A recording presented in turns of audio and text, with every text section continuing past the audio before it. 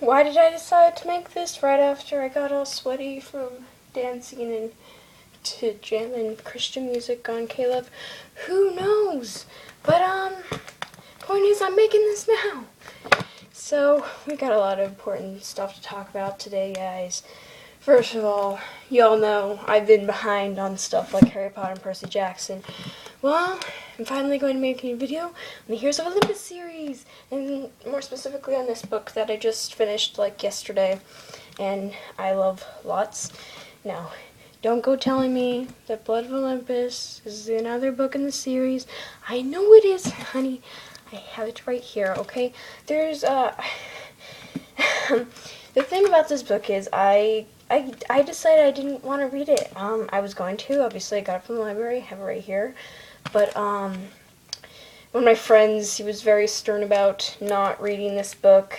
And, usually I'll ignore it and just read it anyway. Because, like, I want to know what happens. But, I've heard a lot of, not good things about this book. So, and, after House of Hades was so good, I feel like I want to end on a good note. It's always good to end on a good note. I mean, I found out, I watched Cass J. Tuck's review on Blood of Olympus, where I got spoiled and everything, and I'm okay. I mean, I kind of knew that was going to happen, so I know everything that happens. I do know.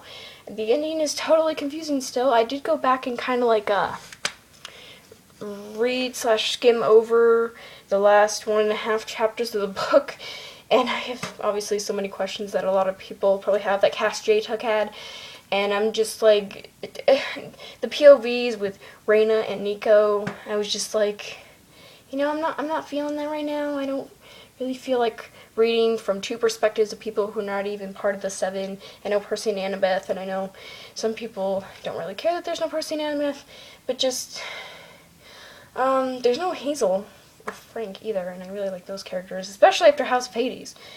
Dang, Frank, you just make me like you. And, of course, I'll get into all the characters and stuff, because there's a lot I have to say. So, yeah, not reading Blood of Olympus, I know what happens, so it's just that I might read it, one day in the future when I have all the books and I have nothing to do, and I'll just pick it up and read it, because what the heck. Or maybe even in a few months when I feel like actually doing it, like I did with Allegiant.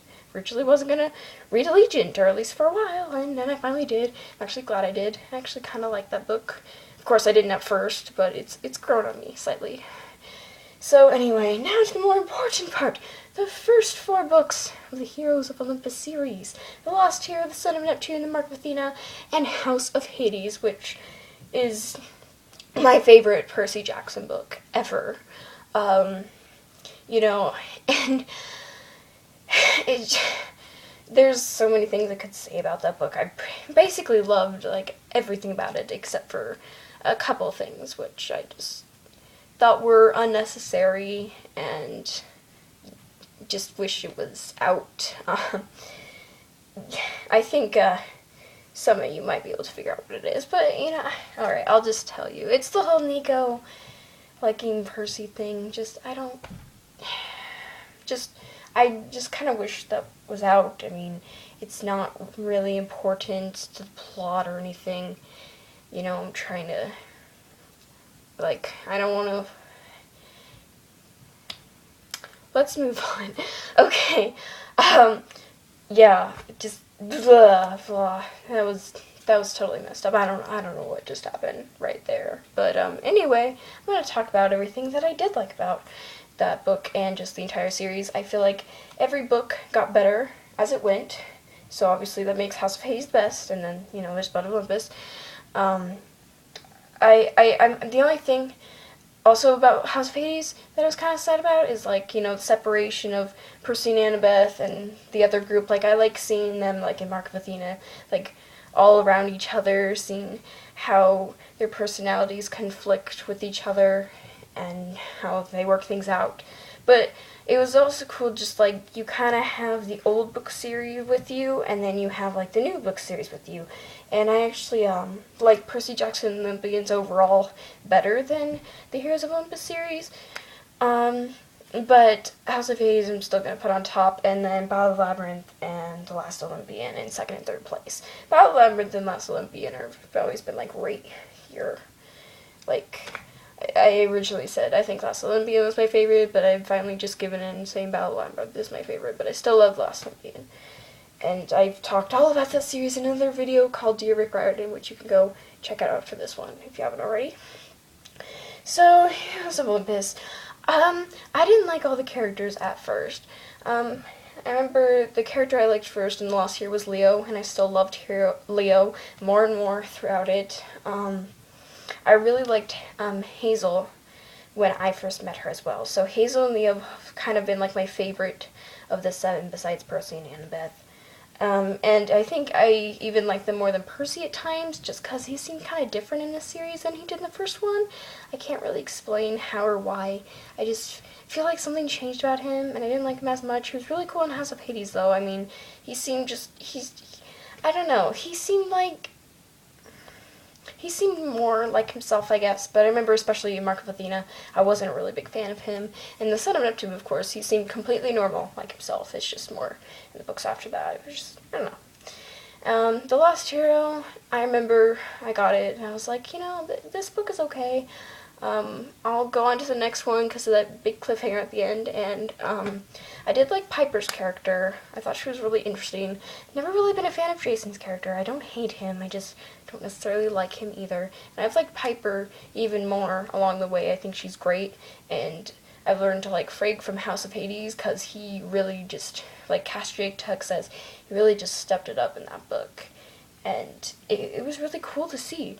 Like, when he got all those, like, muscles and stuff, I was just kind of like, yeah, whatever, but, like, it was more his personality just really bumped it up, and he became, like, a leader person, and that was so cool. And, of course, Leo and Calypso.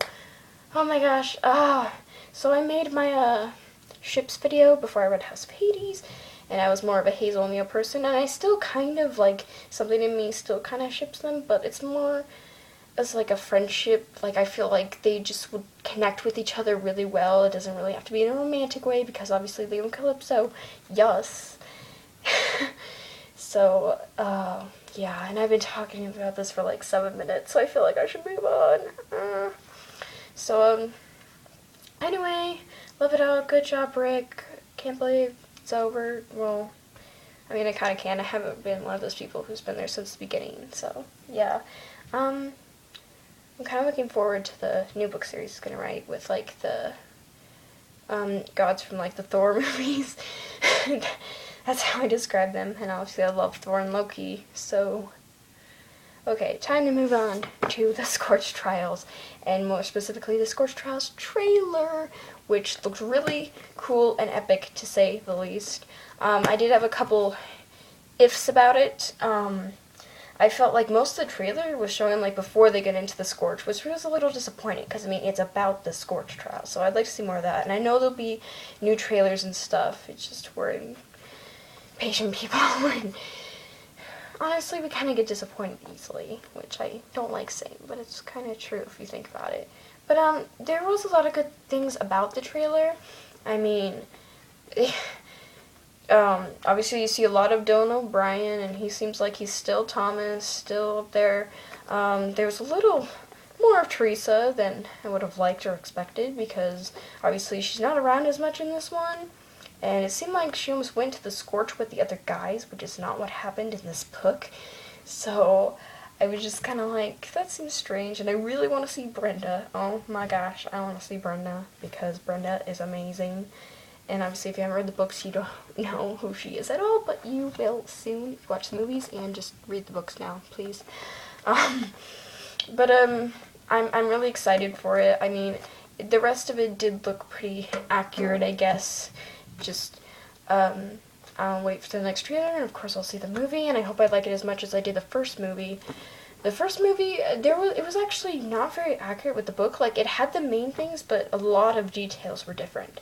And I still loved it. So if the Scorch Trials is like that, I'll probably be okay, honestly. I'll probably still love it. So, I mean, that's all I have to say. Yes, and then wow, I feel like all the movies are just coming out so fast, and then we're gonna have like nothing left. All the Hunger Games will be gone, and then pretty soon the Divergent movies and the Maze Runner movies, and then of course they'll have probably new ones coming out. I hear like The Selection, Darkest Minds will. I really want movies for the Gallagher Girls series, please. Ooh, but you know, I don't know if that's actually gonna happen. And yeah. So my dog is barking. I think that means it's time for me to go. God bless you guys. See you later. Have a great week, great day. Keep reading.